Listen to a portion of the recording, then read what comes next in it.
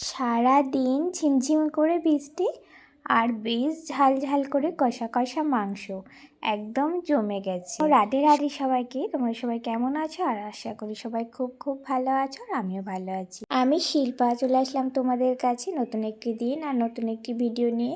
শিল্পার পরিবারের চ্যানেলের পক্ষ থেকে সবাইকে স্বাগত জানাই। আমার এই ছোট্ট সংসারের গল্প নিয়ে আমি হাজির হয়েছি তোমাদের কাছে, তোমাদের সাথে শেয়ার করব বলেই চলে এসেছি। দুদিন ধরে বেশ বৃষ্টি হচ্ছে, ভাবছি একটু ভালোই হলো। বেশ গরমটাও পড়েছিল আর অনেকটা ঠান্ডা হয়ে গেছে এই বৃষ্টির জন্য। আর গাছপালাগুলো দেখো যেন জীবন ফিরে পেল, এত সুন্দর লাগছে। সকালে যেয়ে দেখি ছাদে গাছগুলো যেন সত্যি কিছু বলতে চাইছে, এত সুন্দর লাগছে দেখতে। আর এইখানে দেখো ফুলটা জলে, পুরো বৃষ্টির জলে এত সুন্দর হয়েছে, সতেজ হয়ে গেছে। আর যতই আমি জল দিই না কেন গাছে, জিনিসটা কিন্তু এরকম হয় না, ফুল যেন ঝিমিয়ে যায়। গাছে যত জল দেওয়া হোক, বৃষ্টির জল তো একটা আলাদাই, তাই না? যেন সত্যি করে এরা একদম জীবন ফিরে পেয়েছে, নতুন জীবন যাকে বলে।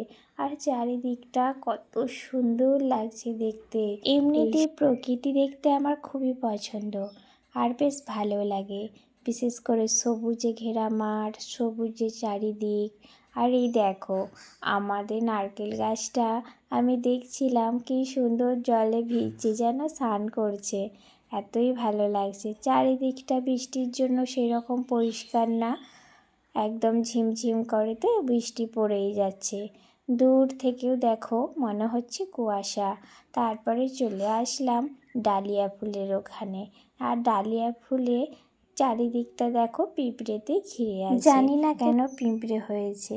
ডালিয়া ফুল এইটাই মাত্র শেষ, আর আছে মাত্র দুটি, সেগুলো অনেকটাই ছোট, আর বড় হবে কিনা জানি না, কারণ এখন তো গরম পড়ে গেছে। যাই হোক, ছাদ থেকে আমি চলে আসলাম অত সুন্দর একটি মুহূর্ত দেখে। তারপরেই স্নান করে আমি ঠাকুর ঘরে চলে আসলাম পুজো দিতে। আর এই যে এখানে পুজো দেওয়ার জন্য প্রদীপ ধূপ জ্বেলে দিয়েছি। বন্ধুরা, আমি আমার মতো করে সিংহাসনটা সাজিয়ে দিয়েছি ফুল দিয়ে, ঠাকুরের চরণে দিয়েছি। আজকের মতো ঠাকুরকে প্রণাম করে চলে আসলাম পুজো দিয়ে নিচে। আর এই যে নিচে আসতেই সবাই বলল যে আজকে চাউমিন বানাও, তাই বানিয়ে নিলাম। আর আজকে কিন্তু এগ চাউমিনটাই বানিয়েছিলাম। আমার গলাটা কিন্তু একটু ধরেছে, তাই আমার কথাগুলো একটু এরকম হচ্ছে। চাউমিন তো রেডি করে নিয়েছি, তারপরে খেতেও বসে পড়েছি। খাওয়া দাওয়া এদিকে হয়ে গেছে। তারপরে নিয়ে এসেছি চিকেন। আর আমি চিকেন খাই, মাটন খেতে পারি না, আমার খুব গন্ধ লাগে। তোমরা তো জানোই, আগে ভিডিওতেও দিয়েছি। জানি না, ছোট থেকেই আমি এরকমই। আর এইখানে আমি কিন্তু তেজপাতা, ছোটো এলাচ, শুকনো লঙ্কা তেলের মধ্যে দিয়ে দিয়েছি। বেশ একটু গরম হয়ে গেছে তেলটা, তারপরে ওই সবগুলো দেওয়ার পর চিনিও দিয়েছি হালকা একটু। তারপরে পেঁয়াজগুলো দিয়ে দিয়েছি। পেঁয়াজগুলো বেশ একটু ভালো করে নেড়ে চেড়ে একটু যে ভাজা ভাজা হয়ে এসেছে লাল লাল, তখনই দিয়ে দিয়েছি আদা আর রসুনের পেস্ট। ওইটাও বেশ ভালো করে ভাজা ভাজা করে ভালো করে কষিয়ে তারপরে মশলা দিয়েছি লঙ্কা গুঁড়ো, হলুদ গুঁড়ো, কাশ্মীরি লঙ্কার গুঁড়ো আর একটু মিট মশলা। তারপরে মশলাটাকে বেশ ভালোভাবে কষেছি। আজকে কিন্তু একটু বেশি পরিমাণেই ঝাল দিয়েছি অন্য দিনের তুলনায়। বৃষ্টিও হচ্ছে আর ঝাল ঝাল খেতে বেশ ভালো লাগে, তাই না বলো? আর এই যে এই মাংসটা আমি দিলাম এবার। মাংসটা মাখিয়ে রেখেছিলাম টক দই দিয়ে, লবণ দিয়ে, সর্ষের তেল দিয়ে মাখিয়ে রেখে চাপা দিয়ে রেখে দিয়েছিলাম।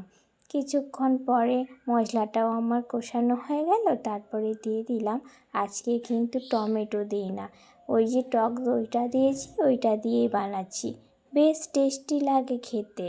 আর এই যে নাড়াচাড়াটা বেশ ভালো করেই করছি, সাথে দিচ্ছি একটু করে লবণ, মানে একটু লবণটা কম হয়েছিল, একটু চেখেই দেখেছিলাম, তাই একটু লবণ দিয়ে দিলাম।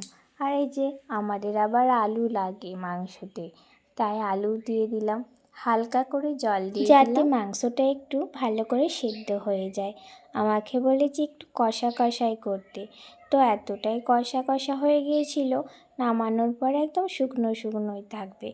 তাও একটু জল দিয়ে দিলে মাংসটা একটু নরম নরম হয়ে যায়। আর এই যে অল্পই জল দিয়েছিলাম। দেখো ঝাল ঝাল চিকেন একদম রেডি। চিকেন কষাই বলো আর যাই বলো। তো আমি এবারে নামিয়ে নিলাম, নামিয়ে একটা পাত্রে রেখে দিলাম চাপা দিয়ে। আর এই যে আবার হবে নিম ঝোল, ডাঁটা বেগুন আলু দিয়ে।